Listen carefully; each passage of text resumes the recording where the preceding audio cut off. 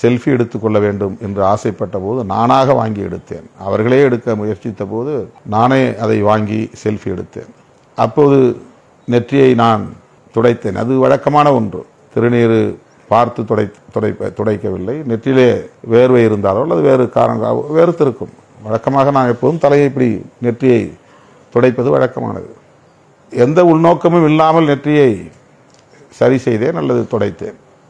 இதை வைத்துக்கொண்டு ஒரு வார காலமாக கடுமையாக விமர்சித்து கொண்டிருக்கிறது சங்கி கும்பல். காழ்ப்புணர்வு கொண்டவர்களின் கைகளில் தமிழ்நாட்டு ஊடகங்கள் சிக்கி இருக்கின்றன என்பதை பார்க்க முடிகிறது. இப்ப நான் பேசுறப்போ இந்த வீடியோவோட நீங்க போடுங்க. அவர் என்ன பண்றாருன்னு. கோவில்ல இருந்து வராரு, அவர்கிட்ட செல்ஃபி கேட்கறாங்க. கேமராவை அவரே வாங்குறாரு, செல்போனை வாங்கி அந்த செல்ஃபியில பார்த்துக்கிட்டு, நான் சொல்றது தப்பா இருந்தா நீங்க வீடியோ பேரலா போடுங்க, கேமரால பார்த்துக்கிட்டே தெளிவா விபூதி அளிக்கிறாரு. வேர்வைக்கு அளிக்கிறவங்க. இப்போ நீங்க அண்ணாமலை அவர்கள்லாம் பாத்தீங்கன்னா எப்பவுமே விபூதி வச்சுட்டு வந்து இன்டர்வியூல உட்காருவார். ஆனா அவர் இன்டர்வியூ கொடுக்க அவருக்கு வேர்க்கும். அவர் என்ன பண்ணுவாரு, டவல் எடுப்பாரு, அப்படியே தொடப்பாரு, அப்படியே பண்றப்ப அந்த விபூதி போறது வேற. நீங்க எடுத்து அந்த போனை பார்த்து இப்படி அழிக்கிறீங்க விபூதியை. எங்களுக்கு என்ன கண்ணு குருடா? எங்களுக்கு பார்க்குறவங்களுக்கு கண்ணு குருடா?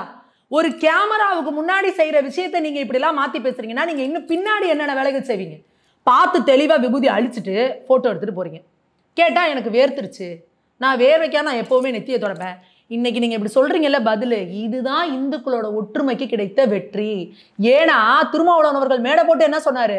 அசிங்கமான பொம்மைகள் இருந்தால் அது கோபுரம்னு சொன்னீங்க. நீங்கள் பாராளுமன்றத்தில் போய் நின்றுக்கிட்டு இங்கே இந்தியாவுக்கு ஒரு விடுதலை வரணும்னா அல்லாஹ் அக்பர் அல்லாஹ் அக்பர் அல்லாஹ் அக்பர்னு கோஷம் போட்டீங்க. நீங்கள் இந்துக்களுக்கு எதிராக என்னென்ன பேசணுமோ எல்லாம் பேசுனீங்க. நீங்கள் தைப்பூசத்துக்கு எதுக்கு விடுமுறை? நீங்கள் வந்து தமிழ் கடவுள் முருகன் முருகன்னு சொல்லிட்டு இருந்தீங்கன்னா கூட அந்த சனாதன வழுக்குப்பாறையில கால் வைக்கிறதா ஆகிடும் சொன்னீங்கல்ல. நீங்கள் இன்னைக்கு என்ன நீங்கள் வந்து விளக்கம் கொடுக்குறீங்க?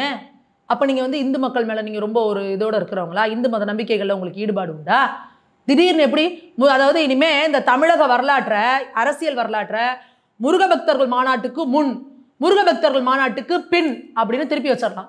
இவங்க இனிமேல் எல்லாரும் எப்படி பேசுகிறாங்கன்றத நீங்கள் எழுதி வச்சுக்கோங்க.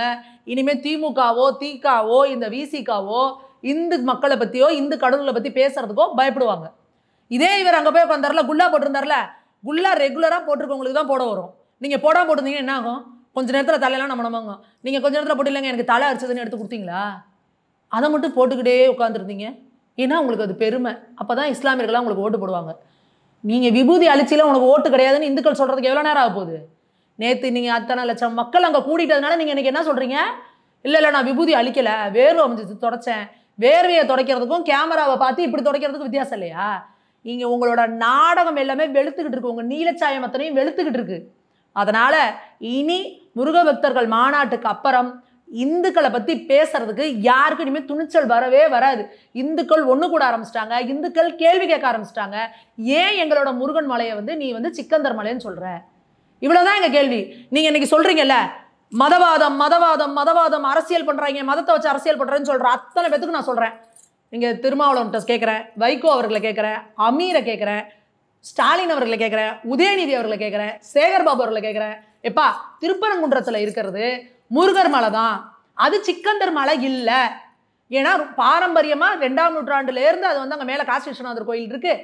அதுக்கப்புறம் வந்தது இப்போது இந்த இதில் படையெடுப்பில் தான் அவங்க வந்தாங்க. அந்த மலை திருப்பரங்குன்ற மலை முருகன் மலை தான்ப்பா, சிக்கந்தர் மலை இல்லை அப்படின்னு ஒரு வார்த்தை, ஒரே ஒரு வார்த்தை நீங்கள் யாராவது சொல்லுங்கள். நீங்கள் எல்லாம் வந்து இந்து விரோதிகள் இல்லைன்னு நாங்கள் சொல்கிறோம். உண்மைன்னு ஒத்துக்க முடியல உங்களால். எத்தனையோ 1000 ஆண்டு பழமையான எங்கள் முருகன் கோயிலில் இப்போ 100 வருஷத்துக்கு முன்னாடி உட்காந்துக்கிட்டு ஒருத்தவங்க வந்து உட்கார வச்சு நீங்கள் பண்ணிகிட்டு இருக்கீங்க அப்படின்னா அப்போ நீங்கள் யார்? உண்மையான வரலாறு இருக்கிற எங்களோட வரலாறை நீங்கள் அழித்து திரிச்சு ஐயோ அவங்க மனசு புண்பட்டுரும், அவங்க மனசு இதாகிடும், அவங்க உணர்வுகள் புண்பட்டுரும் அப்படின்னா அப்போ இந்து மக்கள்லாம் இழிச்சவாயிர்களா? அப்போ எங்கள் உணர்வுகள் புண்படாதா? எங்கள் கோயிலில் நீங்கள் போயிட்டு உட்காந்துட்டு கெடா வெட்டி திங்கிறேன்னு தோளில் கெடா ஒதுக்கி போட்டுட்டு போவீங்க.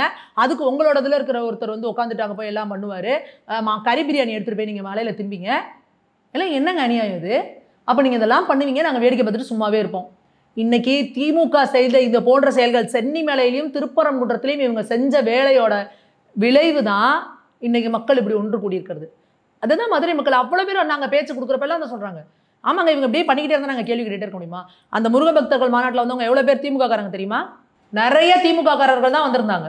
கொடி போடி ஏதாவது போட்டு வந்திருந்தாங்களா? திமுக காரர்கள் நிறைய பேர் வந்து சொல்லிட்டு தான் போனாங்க, நாங்களாம் திமுக தாங்க, முருகனுக்காக வந்திருக்கோம், இவங்க திருப்பரங்குன்றத்தில் பண்ணது எங்களுக்கு பிடிக்கலங்க, அதுக்காக நாங்கள் வந்திருக்கோம். இந்த ஐபி ரிப்போர்ட் ஸ்டாலின் போயிருக்குமா மேம்? இது நிறைய போயிருக்கோம், அதனால தான் கதறாங்க. நீங்க அடுத்து பாருங்க, அடுத்து ஏதாவது ஏற்கனவே இந்த முருகன் மாநாடு நடத்துனாங்கல்ல, இது மாதிரி திமுக சார்பா இனி ஆன்மீக மாநாடுகள் தொடர்ந்து நடக்கும்.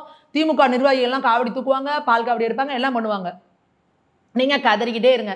இன்னும் நான் சொல்றேன், அடுத்து இப்போ நாங்க இந்து முன்னணி சார்பா ஓம் சக்தி மாநாடு, பிள்ளையார்பட்டியில விநாயகர் மாநாடு, அடுத்து ஈஸ்வரனுக்கு மாநாடு, அடுத்து பெருமாளுக்கு மாநாடு நடத்திக்கிட்டே இருப்போம்.